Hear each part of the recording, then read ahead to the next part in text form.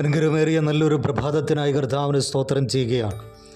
കഴിഞ്ഞ രാത്രിയിൽ കിടന്നുറങ്ങി പ്രഭാതം കണ്ടുണരുവാൻ കർത്താവ് തന്ന ആയുസ്സിനും ആരോഗ്യത്തിനുമായി കർത്താവിന് നന്ദിയർപ്പിക്കുന്നു, സ്തോത്രമർപ്പിക്കുകയാണ്.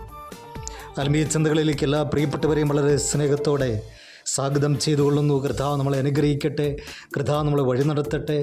കർത്താവിന് നന്ദിയോടെ സ്തോത്രം ചെയ്യാൻ, കർത്താവിനെ വാഴ്ത്താം, മഹത്വപ്പെടുത്താം. ഉൽപ്പത്തി പുസ്തകം 3-ാം അധ്യായം അതിൻ്റെ 7-ാമത്തെ വാക്യം. ഉടനെ ഇരുവരുടെയും കണ്ണ് തുറന്നു, തങ്ങൾ നഗ്നരെന്നറിഞ്ഞു.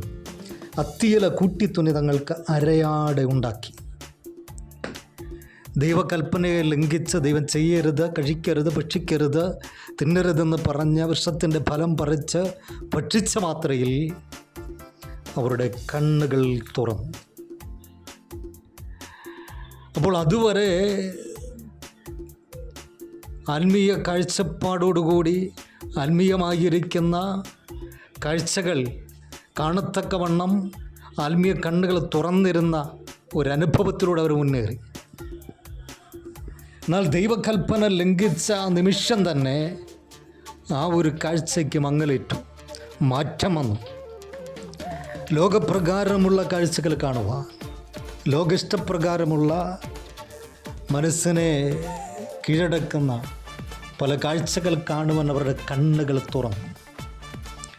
അതുകൊണ്ടാണ് ആ ഒരു സമയം വരെയും ദൈവ തേജസ് കൊണ്ട് മൂടപ്പെട്ടതുകൊണ്ട് അവരെ നഗ്നരെന്നറിഞ്ഞില്ല. എന്നാൽ ദൈവകൽപ്പന ലംഘിച്ച ആ നിമിഷം മുതൽ അവരുടെ കണ്ണുകൾ തുറന്നു, ലോക കാഴ്ചകൾ കാണുവാൻ അവർ നഗ്നരെന്ന് തിരിച്ചറിഞ്ഞു. അപ്പോൾ ദൈവത്തിൻ്റെ ഹിതത്തിനകത്ത് അവർ പാർത്തിരുന്നൊരു കാലഘട്ടം. അവർ ദൈവത്തെ കാണുന്നു, ദൈവ തേജസ് കാണുന്നു, ദൈവമഹത്വം കാണുന്നു.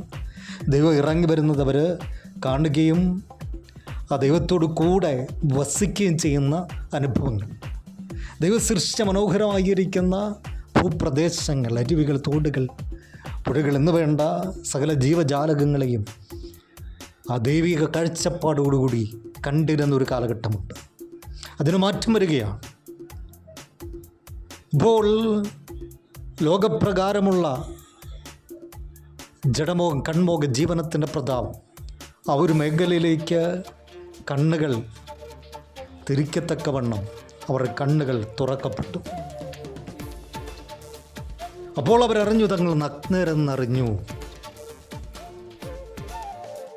അവരുടനെ എന്ത് ചെയ്തു? അത്തിയില കൊണ്ട് ഒരു വസ്ത്രമുണ്ടാക്കി തങ്ങളുടെ നഗ്നത മറച്ചു, ഒരു അരയാടയുണ്ടാക്കി.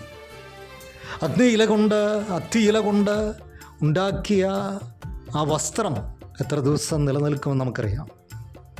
വെയിലടിച്ചാൽ അതിൻ്റെ പച്ചപ്പ് മാറി തുടങ്ങും, അത് ഉണങ്ങുവാൻ തുടങ്ങും, കരിയുവാൻ തുടങ്ങും, അത് പൊടിഞ്ഞു വീഴും. എന്നാൽ ദൈവത്തിൻ്റെ വചനം നമ്മൾ പഠിക്കുമ്പോൾ കാണുവാൻ കഴിയുന്നത്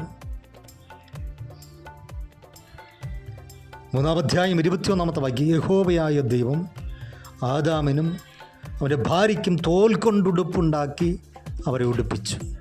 അപ്പോൾ ദൈവം എന്ത് ചെയ്തു? അവരത്തിയില കൊണ്ട് വസ്ത്രമുണ്ടാക്കി നഗ്നത മറയ്ക്കുവാൻ ശ്രമിച്ചപ്പോൾ ദൈവം അവർക്ക് വേണ്ടി ഒരു മൃഗത്തെ കൊന്ന് അതിൻ്റെ തോലുകൊണ്ട് ഉടുപ്പുണ്ടാക്കി അവരെ ഉടുപ്പിച്ചു എന്ന് കാണുവാൻ കഴിയുന്നു. ഒരു മനുഷ്യൻ തൻ്റെ നഗ്നത മറയ്ക്കുവാൻ ശ്രമിച്ചാൽ അതിനൊരു പരിധിയുണ്ട്. പക്ഷെ ദൈവം തൻ്റെ കൂടാരത്തിൽ അവനെ മറച്ചാൽ, ദൈവഹിതപ്രകാരം, ദൈവത്തിൻ്റെ ഇഷ്ടപ്രകാരം ദൈവം കൊടുക്കുന്ന വസ്ത്രം അവൻ ധരിച്ചാൽ അതവന് യോഗ്യമാണ്, മാന്യതയാണ്. വരും ഭാവിയിൽ പറഞ്ഞിരിക്കുന്നത്, വെളിപ്പാട് പുസ്തകത്തിൽ പറഞ്ഞിരിക്കുന്നു, നിങ്ങൾക്ക് വെള്ളയുടുപ്പ് ജയിക്കുന്നവന് ലഭിക്കും, നൽകുമെന്ന് പറഞ്ഞിരിക്കുന്നു. മനുഷ്യൻ ഇലകൾ കൊണ്ട് വസ്ത്രമുണ്ടാക്കിയപ്പോൾ ദൈവം തോലുകൊണ്ട് വസ്ത്രമുണ്ടാക്കി അവനെ ഉടുപ്പിച്ചു. ലോകത്തെ ജയിച്ച് കർത്താവിൻ്റെ അടുക്കലേക്ക് ചെല്ലുന്ന തൻ്റെ മക്കൾക്ക് വേണ്ടി ദൈവം ഒരുക്കിയിരിക്കുന്ന വെള്ളയുടുപ്പ് ഉയരത്തിൽ ഒരുങ്ങിയിരിക്കുന്നു. ആത്മീയ കാഴ്ചപ്പാടുള്ളവരായി കർത്താവ് ആഗ്രഹിക്കുന്നത് പോലെ കാണുവാൻ, കർത്താവിൻ്റെ കൂടാരത്തിൽ മറഞ്ഞ് കർത്താവിൻ്റെ കരുത്തിൻ്റെ കീഴിൽ ഇരുന്നു കൊണ്ട് ഈ ഭൂമിയുടെ വരപ്പിൽ ജീവിപ്പാൻ ഈ പകൽക്കാലവും കർത്താവെ എന്നെ സഹായിക്കണമേ എന്ന പ്രാർത്ഥനയോടെ നമുക്കായിരിക്കാം. എൻ്റെ കർത്താവ് നമ്മളെ സഹായിക്കട്ടെ. യേശുവിൻ്റെ നാമത്തിൽ തന്നെ ആമേൻ.